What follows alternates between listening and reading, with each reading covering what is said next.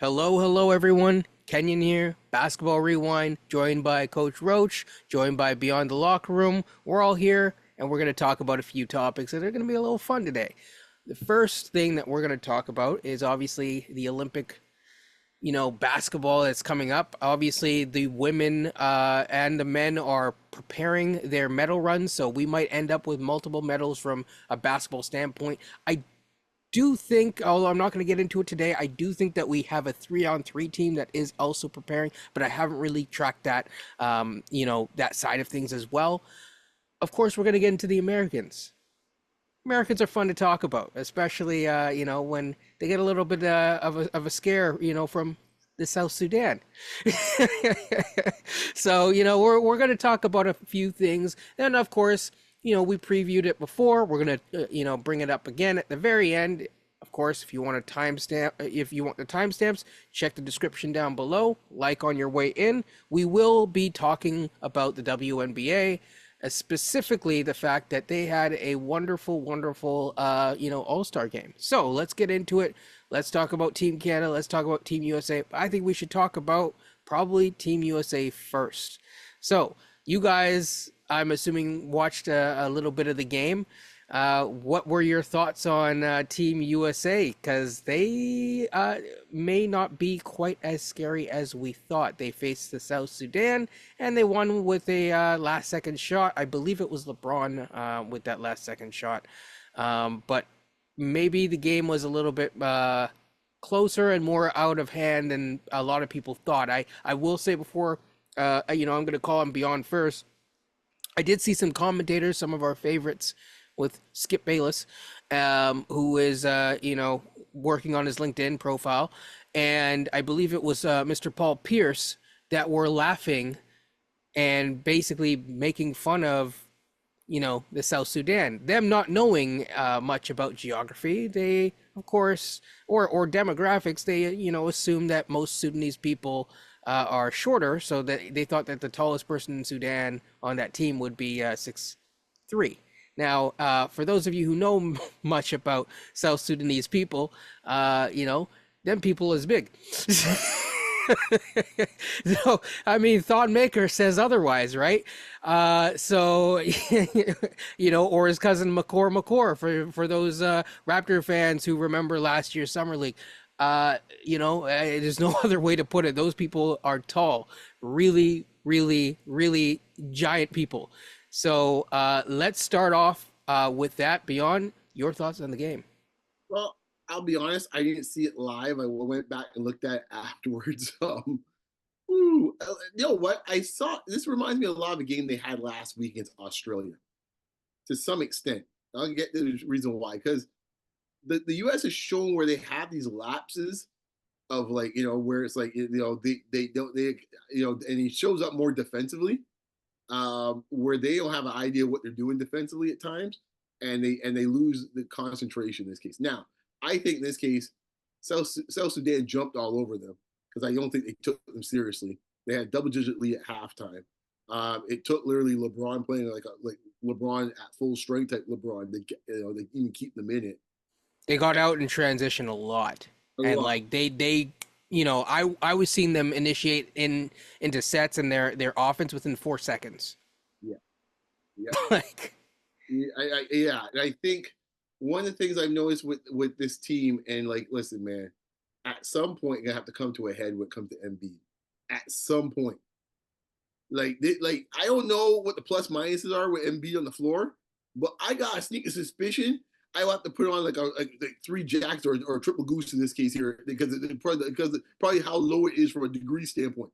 He just looks atrocious out there. And I don't know, people say, oh, he might still not be healthy. Look, Embiid looks like that all the time. When it's all said and done, Embiid can't be out here foul merchanting out here in international competition. They're not buying it, dude. And it is quite refreshing for me to watch this because it's like finally someone was actually kind of holding him accountable for the way he plays, and he's like sitting there just confused. He can't figure it out. It's like, dude, if you just go and play like a regular player, like a 7'1" guy should play, and just do a drop hook and a hook shot. And by the way, on a side note, folks, don't ever let me hear any of y'all tell me about he got the best footwork since Hakeem Olajuwon. He will likely be spinning in his grave if he was alive already. Hush y'all mouths with that nonsense, okay? That man here can't. That man got two left feet out there. My foot, he got good footwork. I know what Sarah's look like with good footwork. That ain't it, okay? And he's getting exposed out there. So that to me is their biggest issue. The second thing is, and I talked to my father about this because we had this debate yesterday, and he's like going on about old LeBron with all the guys out there taking the last shot. I said, here's the thing I would ask you. I flipped it on him. Why you should be in a position that LeBron is still the dude? Well, all these guys, hey, you know I love the Ant-Man, but when you want to talk about you're the number one option, you better show up like a number one option. You know, Tatum, where you at? That's the group, by the way. This is the part I would be concerned about if you're an American fan. They had the lead up 7, I think, late, and let it slip away with like about less than 2 minutes to go. That should not happen for that type of team. It's bad enough you're sleepwalking the first half. Then you finally wrench it away from them. Then give away the lead again. I don't know, Coach, what your thoughts about it, man? Because I mean, I'll let you discuss it, man. Steve Kerr, I'll leave him for another day because I've never been impressed with him. I'll just leave it at that. Well, their defense, like you said, has lapses, and Joel Embiid, when he's on the floor, I feel pretty good if I'm the other team. I get worried when Bam or Anthony Davis comes on the floor because I know these guys defensively are just bringing a lot more on that end of the floor than, quite frankly, Joel Embiid is doing. He's not getting away with some of the things that he can get away with in the NBA. But watching this game yesterday, when you're a team, you have nothing to lose. It's like David versus Goliath. You're a dangerous team to play against. It's like we're just going to run and gun. We're going to shoot as many open threes as we can. South Sudan is super long. JT Thor, Shyok, the big kid from Duke, who's going to Duke this year, Wendell Gabriel. Like they have a lot of big, long, athletic guys who can run the floor. And kudos to Royale Ivy, former NBA player coaching that team. If I was an NBA team or a college team, if I could maybe get him, you might want to think about it. Done a fantastic job. Absolutely. But Shyok yesterday, who I think has dual citizenship with Canada, because I've watched him multiple times play on our national team in tournaments. Boy, I wouldn't mind having him on Team Canada going into the Olympics right now. What did he shot 6 of 12, I think, from the field yesterday for South Sudan. And this guy could not miss, it just seemed at times. He was making everything. And sometimes you just run into a guy who's just able to shoot like that. Wendell Gabriel, I think LeBron was wishing he played this well when he was with the Lakers. No, he didn't play half bad for the Lakers, actually. I think Not bad. He was a good worker, but I never saw his offensive game quite like this as I saw yesterday. But I just want to give big credit to South Sudan yesterday. They played so hard, both ends of the floor. And when you're going up against a powerhouse like the U.S., you have to be on your game. You have one little bit of slippage and it's done. But the Americans, their defense, that's going to hinder them in the Olympics when they run up against a team that's just firing on all cylinders on offense. Because a lot of these Olympic teams, they have good systems, good offensive systems. They're all well coached. It's not to say the Americans are not. Obviously, Steve Kerr's a great coach, but the FIBA Olympic game is different than the NBA game. And you have to make adjustments to that style of game. 100%. I mean, I look at it this way. You have to start getting serious now. I mean, we saw it in other areas of basketball this weekend, we'll say, to give people a preview of the rest of the pod.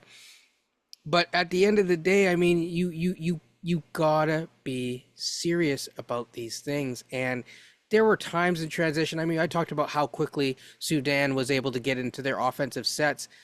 I mean, defensively, there were times where, whether it be LeBron, whether it be Ant, pick a guy, I don't care who, where it's like you can't be jogging back, you can't be giving up position that easily. And you can't be looking at the ref like, huh? No, you got to get back. If FIBA's different. It's different, man. So, I mean, the Americans are not gonna have, you know, if they're struggling this early, they got to get serious. I'm not saying that they're, the tournament hasn't officially started, but you got to get serious very quickly. Just to kind of have a recap of their group, they actually face South Sudan again soon, along with Well, it makes Serbia. it it's an interesting wrinkle now into that division that they have with Serbia and the Americans, and now South Sudan. Now you've got three teams who are going to push that division, and then I know there's Puerto Rico. They had their upset in 2004 with Carlos Arroyo. Don't know if they're going to have it this time, but you never know. No, But no, no. I think the Americans are certainly going to be pushed though by South Sudan and Serbia for sure. I mean, JT Thor, who's an NBA player, is coming in off the bench for them. So there's certainly they have some talent on this team. And you've got probably a top 5 to 10 pick in next year's draft coming in off your bench, who's also 17 years old still. Never did. Hey, never sleep on GTA, boy. Grand Theft Alvarado. True. Very, very Yeah. true. We'll get to him in a second. So, yeah, I mean, the Americans obviously escaped and, good for them. But, I mean, this is somewhat of a non-American centered show. So we're going to, keep it moving and go to Canada, who also had, a couple exhibit, you know, type games themselves. I would say we faced France. We also faced Puerto Rico as well. Now I'm not sure the correct like why they spelt it one way on TV and why you see it the other way here. I'm not going to get into that, but that was kind of interesting. But I don't know which game you guys want to talk about more. That would be my question: is would you rather talk about the France or would you rather talk about the Puerto Rico game? Um, I'll leave it up to you two. I'll just mention this. I wouldn't mind just quickly on the France side and discussing that game. Firstly, you know my point here. I'm going to say it here. Yes. Jamal Murray need to get it together. Like Yep. seriously, you need to get it together. Enough of the fooling around. Enough of the games back and forth. Yep. It's like get on the pot or get off the pot. I'm over it with this We, dude. we can't be pulling a Kawhi here. It's there's this no more time for load management. It's game time, right? Yeah, like it's like really, dude. You get you get like 3 days off after this. You wouldn't get that in the NBA. Like, come on. Like enough with this, man. I as far as France goes, France's backcourt. I said it the other day, man, watching them play against Serbia. My goodness, man, that guard play is rough. Like, Yeah. I really don't know how far France is gonna go. Like Fournier played out his mind when they played the last Olympics, and I think Fournier, obviously now being 3 years older, I don't know you can expect that type of play from him and Batum coming from the guard and wing positions. Frankie Smokes ain't gonna get it done. Sorry, he ain't gonna get it done. Frank the Tank. Yeah. He ain't getting it done. Sure. We tried that experiment a few times, man. Ask Knickerbocker fans, that ain't happening. No. Yeah, so I don't know what they're gonna do with their guard play. It's in some serious trouble, man. Wemby's got to bring up the ball for at this point, man. Like it's rough in them streets. As far as Team Canada goes, I didn't see much of the Puerto Rico game. I was out, so I'll leave that to you guys. But I think overall they're starting to find their stride from what I saw from the France game, and then watching that afterwards. And seems like from today, they start off a little slow, but they got stronger as the game went on. So they're sharing the ball well. It was like a much more democratic offense. I don't know if it will continue that way, but it's good to see NAW get off the schneid a little bit. He's been having a little rough go at it, so that was good to see him get going a little bit. I don't know. You guys tell me, man. What you guys think? I thought Dylan Brooks had a. Oh, go for it, Ken. No, go for it. I know Dylan Brooks led the Team Canada with 21 points. He made some big threes, made some really tough shots. He sometimes makes these ridiculous shots, and I don't know how they go in. NAW, like you said, he had a very good bounce back game because they're going to need him. But I think you had the overall arching statement where Jamal Murray, come on, we need you if we're going to win, have a chance to win. Yeah, sorry. So Yeah, I agree. We definitely we definitely will need Jamal Murray, going into this. One of the things before sorry for cutting you off, Coach. But one of the things that I noticed is that, and we were talking about this, you made the point about the 3-point shooting being a little bit much. So I don't know if you want to comment on that a little bit. Um, can you hear me, you guys? Perfect. Okay. Um, yeah, so there was just times in that Puerto Rico game where we got really 3-point shot happy. Too much so. And in that game, we were running a lot of offense over the high post, a lot of dribble handoffs, a lot of pick and roll action, screen action. And I thought that was what was helping us in the game, giving us the lead. Puerto Rico couldn't do anything with Canada once we got to the paint. And then, as all teams do, we start to rely on the 3-point shot a bit more than we have to. And Lou Dort, who is one of my favorite FIBA players, as you guys know, and I know Mouth of the North will definitely agree on that as well. Um, he was just taking way too many shots from three. And you just have to recognize when you don't have it, don't try it. Move the ball. But Get to the hoop. Coach, is this not a trickle down effect because you expect the bulk of those type of shots to go to someone like Jamal Murray? And now Could be. since those 15 shots per se are not there, now it goes into other hands like Dylan Brooks, like Lou Dort, like NAW, where it's like, okay, yeah, those guys are great in a supplementary faction, but to have them be primary offensive engines, that makes me nervous moving into this, into these round robins because I'm sitting here going like, okay, like we saw what happened with that last time. I mean, I'm fine to some extent with RJ. Obviously, SGA would be definitely the case. But when we get past those two dudes, RJ and SGA, I'm not sure if I like the rest of those guys initiating offense and being like offensive creators. They should be finishers. I don't want them involved in that. And that's what happens when you don't have Jamal Murray. I think it's back to knowing your role. No, I'm not talking about the Rock here, or maybe I'm talking about the Is Rock a little the bit, but crown, Coach? you just get to know your role. And look, Lou Dort, when he's on the floor, he's probably guarding the best guard or wing on the other team, and he's a good stationary spot up 3-point shooter. I just don't know if I want to have him shooting 5 or 6 threes in a row and none of them go in. I don't know if I'd want SGA, quite frankly, doing that. That's just one of those things where you got to recognize as a player to say, you know what, I've missed the last 2 or 3 threes in a row. Might try to do something different. If I This, pass it, dribble it, go to the hoop, anything like that.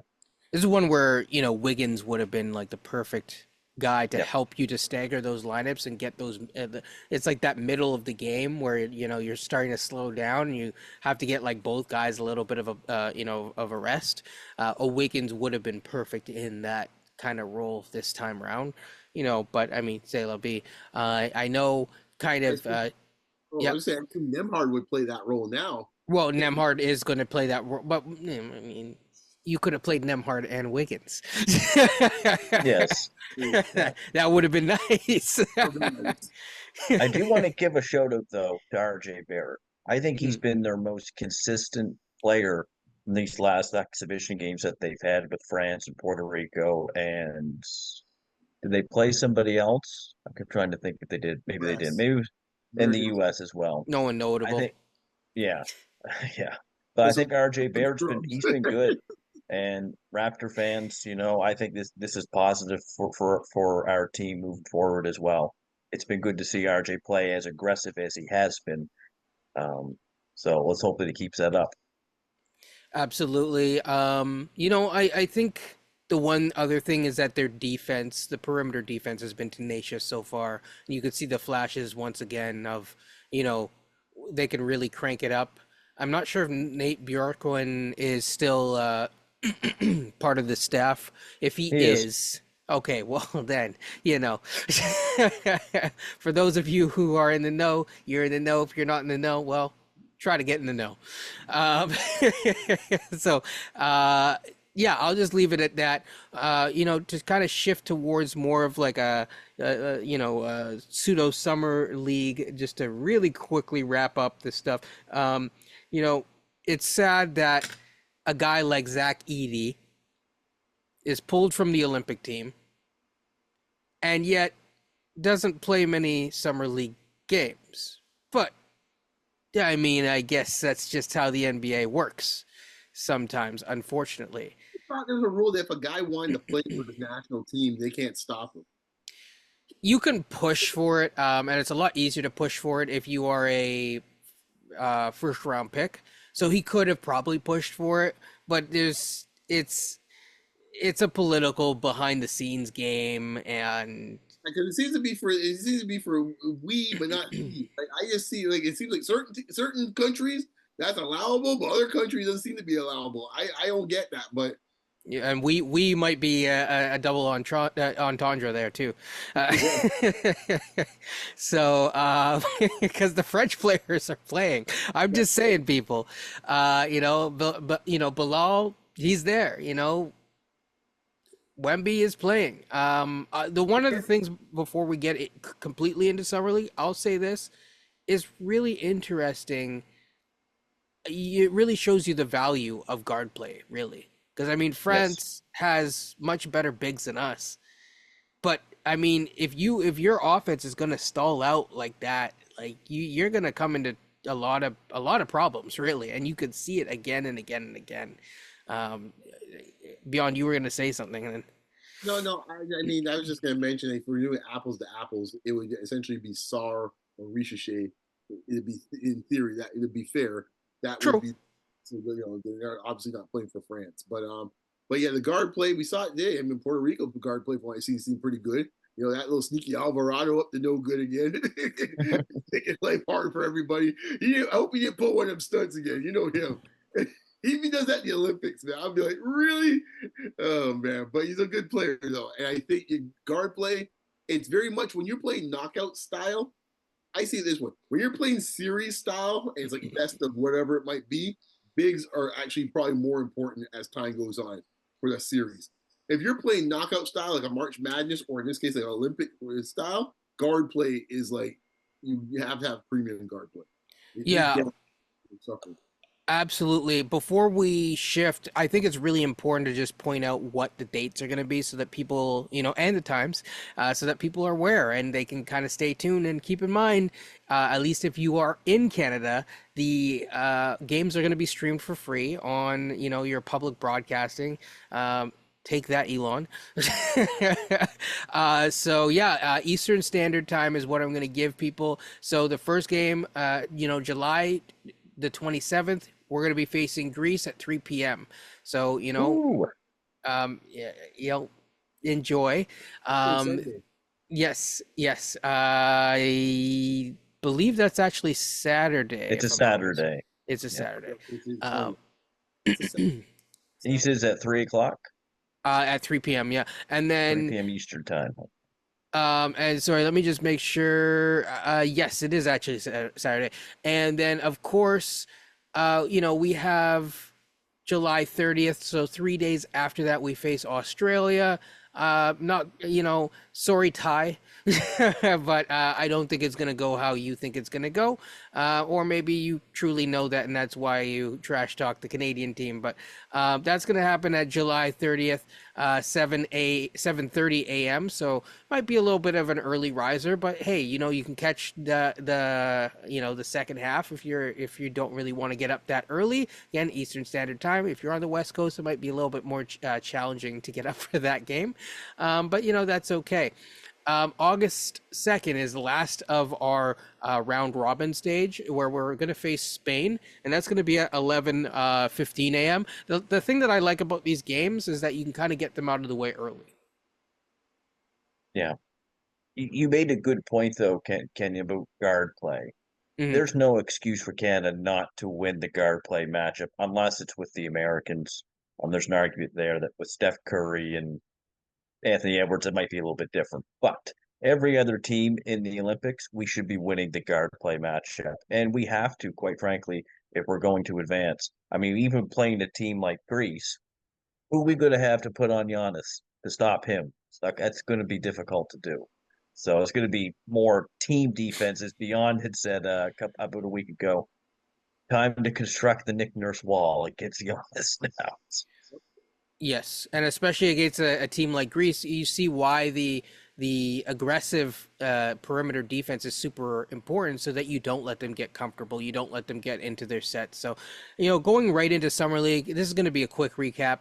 But yeah, we ended up 2-3. We faced everyone's, at least from a Raptors fan standpoint, everyone's favorite team, and it's very kind of poetic actually that we faced the San Antonio Spurs for our final game. So, thank you, Spurs. Shout out to Spurs fans. I don't think Stephen Castle played in this one.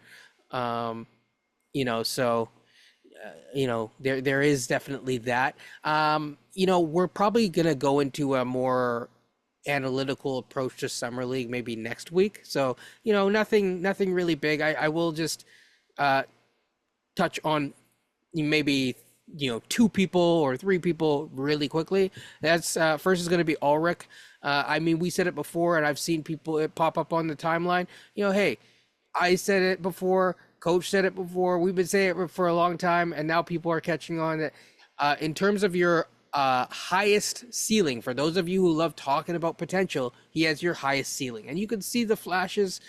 Man, he is athletic. He gets after it defensively. Even when he hits his hand and he's going like this throughout the game, he's still giving it to you on that end. Has a long ways to go. I remember he caught the ball in this latest event, went up, and you would think he could dunk it, and he's going for a layup and airballed it and caught it on the other side of the hoop. So, I mean, he's going to have these type of fun moments, of course. And then, Jacoby, I think, found his footing a little bit, but I think that they're still trying to, because of the guard play that we have, and we're still trying to make decisions on that guard play, that probably took more focus than the playing the game of get Jacoby the ball. Quick thoughts before we move away from Summer League into more pertinent topics.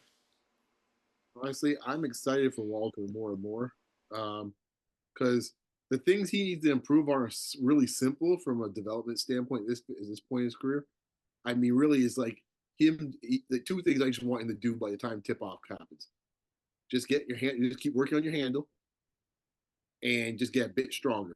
Just put on 10 pounds, maybe 15 if you can get up there. That's it. Probably 10, because I want to say that's probably 15 is a little too aggressive. Even 10 pounds would help him, and literally just keep working on your handle. And I think he's getting very comfortable playing these last few games and seeing what he's capable of. And the thing I love most about him is I always keep looking at one stat only: free throw attempts. He got there 8 times tonight. I tell you, folks, it's something in this case here is a talent to get the line, man. And if he's already doing that as a rookie, that is something that will transfer, hopefully, in this case here when we get the regular season. But like I'm liking what I'm seeing from him. Good bounce back game for Shed. He had a bit of an offense explosion for him. Ulrich at this point, like folks getting excited, but like he's like a little further in my head at this point. Right now I'm more about Walter and Shed, and to a lesser extent probably Carlson, to be quite honest with you. I'm curious to see where he fits in all this when it's all said and done. So yeah, it is what it is. I think it's unfortunate with Mobo, so we didn't get to see more of him. So he ends up being a bit more of a question mark when we get to training camp. That's unfortunate, but he is the one X factor. I don't know where he fits in all this at this moment. So you said Shed, right? No, Mobo. Mobo, yeah. Yeah, I mean, yeah. It's really unfortunate when injuries happen, Yeah. I do think that there's a pathway for him to be impactful. We'll see. There might be an upper limit on that, but I definitely, long term, but I do think that he can be a star in his role. And that if you're a star in your role, you can be really, really, really impactful and really good as a player. So I'll leave it at that. Coach, I don't know if you have any thoughts on the, kind of the two players. We'll add in Mobo as well, just because short stint, nothing new happened. But the two kind of players that we talked about, today, just to wrap up a quick summer league session. Gotta brag my guy Ulrich up, man. No, each game I'm seeing something from him. Yep. In the first game, it was about his hustle and what he can do for the team at that time. He was fighting for rebounds, he was blocking shots. In the next game, I noticed he hit a 3-pointer, and You talking about Ulrich? yeah, John Shea. Okay. And he's just showing a little bit extra each time. So I'm seeing the three, I'm seeing shot blocking, I'm seeing him sprint the floor. I have not seen a young big that the Raptors have had who sprints the floor quite like he does. He's just acting on pure instinct and just raw ability right now.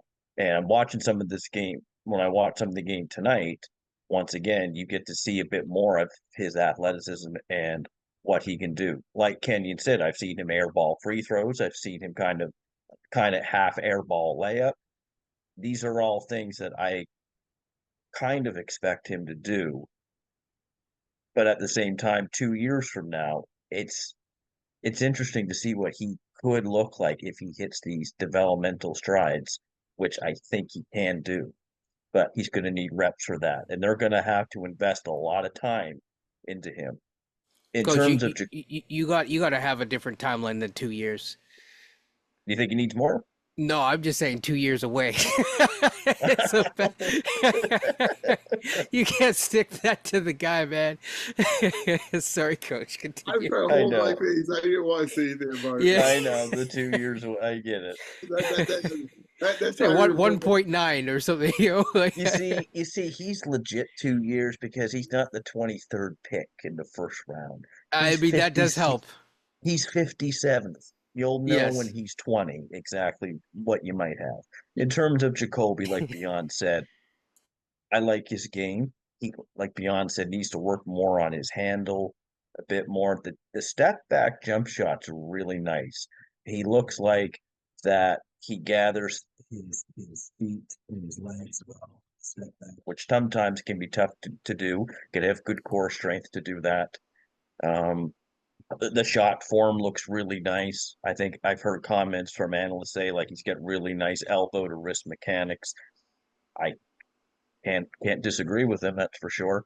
And he's showing a little bit more each game too. He's with Jacoby, I think he'll have a little bit of the same thing as Gradey. It's just catching up to the speed of the NBA. It's much faster than college, much stronger than college. You're going up the court, excuse me, is bigger than the college court. So once Yeah. again, reps, but I'm willing to invest in him and playing some rotation minutes throughout the year to get those to get that skill set up that he needs. Yeah. I mean, great points. Other than that, like I said, we'll see who the champion is. It's going to be Miami versus the Memphis Grizzlies. Thank you for not playing Zach. Zach Edey. We'll get into all that another time and see who the winner is, of course. But moving along, the WNBA. So the WNBA, they had a very fun, game, we'll say. A little friendly affair between the WNBA All-Stars, as they put it, and Team USA. And, I think I saw on the timeline, I didn't put anything on the timeline. I just read what people put out there. And I think people thought that this was going to go a different way. Beyond, I'm not sure if we said it on this spot or if we just talked offline, but I remember us distinctly having a conversation where we said, them girls might come with an edge. And I'm talking about specifically the two girls that are always in the media and stuff like that. We didn't even talk about some of the other girls too. So I thought it was going to be interesting just from the standpoint that you had Caitlin Clark and Angel Reese. Not to mention now you see, Arike, and I knew for time was going to look for blood. oh yeah, she came out and she was like, "Yo, I'm gonna give you the business. Now you get the business. Now you get the business. Anyone else in line?" Man, she put on a show. That was really impressive. Obviously, Asia Wilson did her thing. I saw a couple of things. I don't know what it is.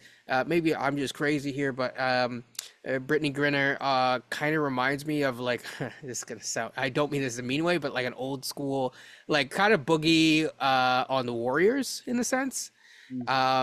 You know, just very simple post moves, so effective though. Holy smokes. Um, you know, you saw Angel Reese sealing people off on the other side. Kelsey Plum was trying to get into it with people. Diana Taurasi was going at going at the rook. We'll say Caitlin Clark. Um, the one thing that I wanted to see a little bit more of, and I'm probably not giving everyone the shine that they deserve, is there were times with Caitlin Clark where I don't think she's, no offense to the bigs on her team, but I don't think she's used to a big who sets picks for her out as high pick and roll to that degree and that much. And so she's not used to looking for short roll passes. And I think that that's something that I'd like to see her add that to, because there was a couple moments where it's like, why are you shooting a 35-footer? You have an open person right there, just open for you, just feast off of it. And we could have saw you could have had like a Stockton Malone thing going on, but it'll come, it'll come. So she did, obviously get that moment. Her and Reese obviously had a moment. Reese had really good passing displays. Clark had good passes. I mean, the whole game was fun. It was good. And then after, you saw Diana Taurasi did not look very happy and said, "This is a reminder.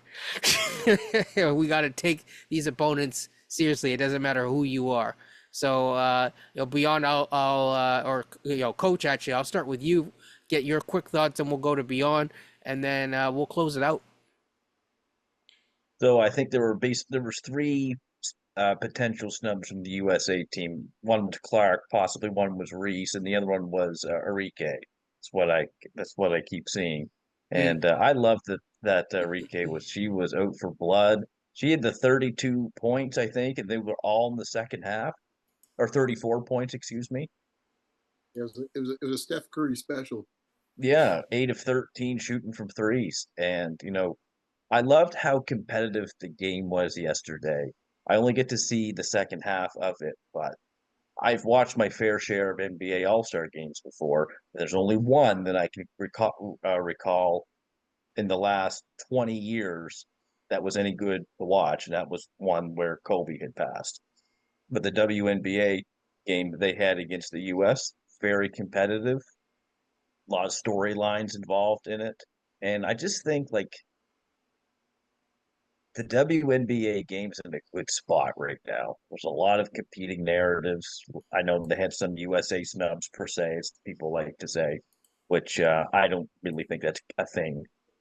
But I just like the format that they had, the USA versus the WNBA, and it just goes to show that you know they're out there, they're ready to compete and go at it. It's competitive, and it was a good thing to see for sure.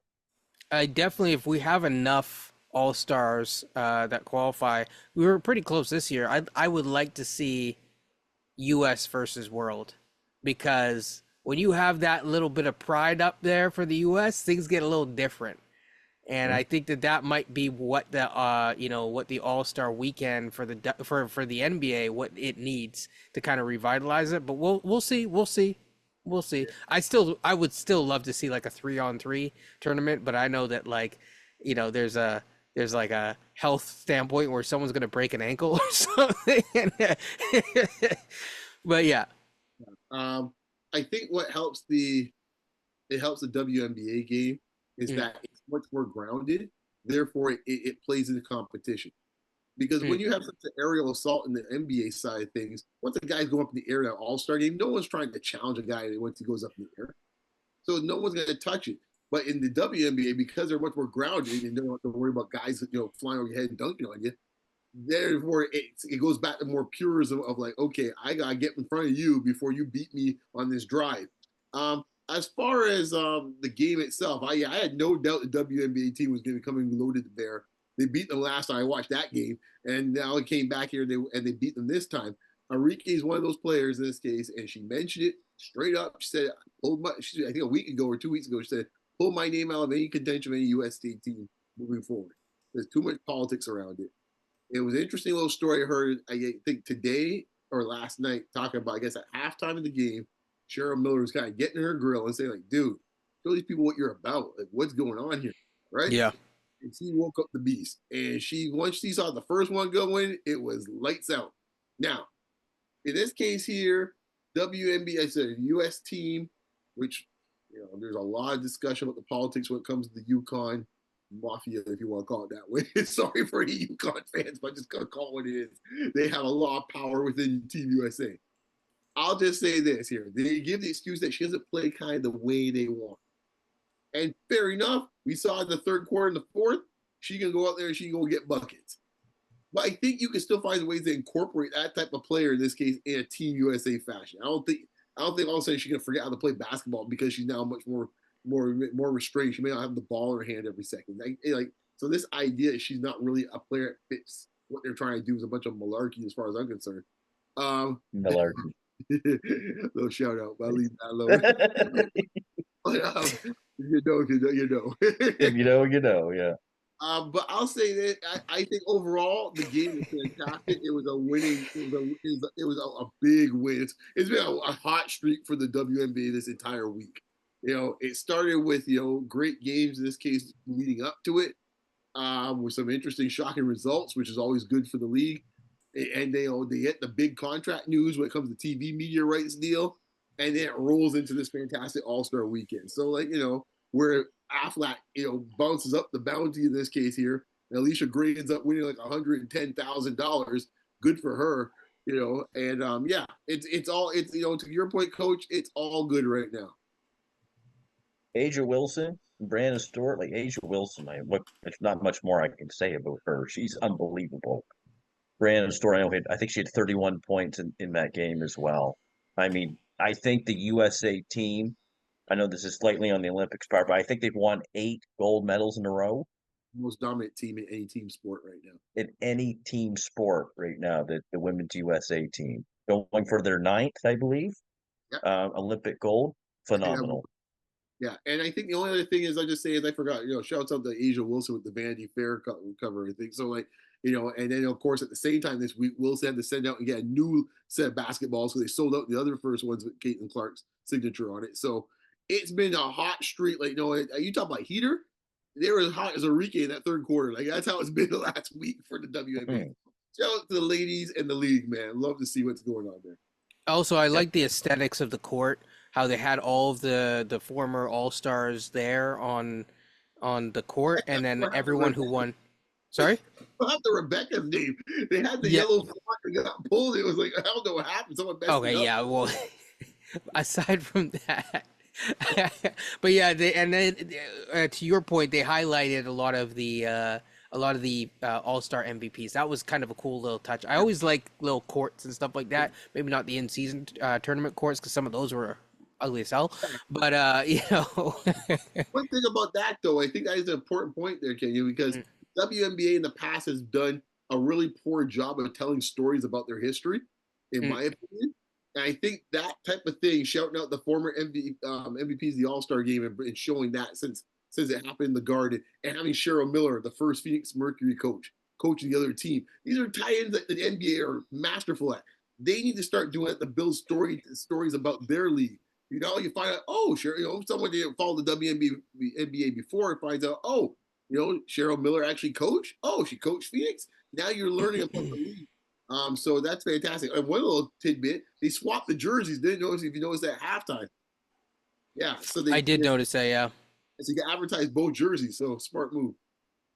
Yeah, I'll say one final thing, not necessarily about the WNBA, but women's basketball before we just head on out of here, is that actually, hey, guess what? It's the FIBA U17 final, and do you know which teams are in it? Canada and USA. Yep, and that starts in 15 minutes from when this is filmed. So I can't tell you what's going to happen, but it's going to be fun. It's going to be a fun affair, and I know that from what I've heard from those who are in the know, like Jonathan Chen and others who will probably be on this podcast, again. Shout out to Adam as well. With Raptors Republic getting a chance to kind of follow this team. I guess both teams. In person, so, dream of a lifetime for sure. But they were talking about how this U17 Canada squad is one of the best squads that they've ever put together, and one of the best squads put together, period. So we will see. We will see. It's it's the start of a golden age for Canada basketball, and hey, if you, whether you're into NBA, whether you're into WNBA, whether you're just into FIBA, we're going to try to cover as much as possible, especially from a Canadian standpoint. Stay tuned on, basically, I was going to say on Canada basketball, on Basketball Rewind.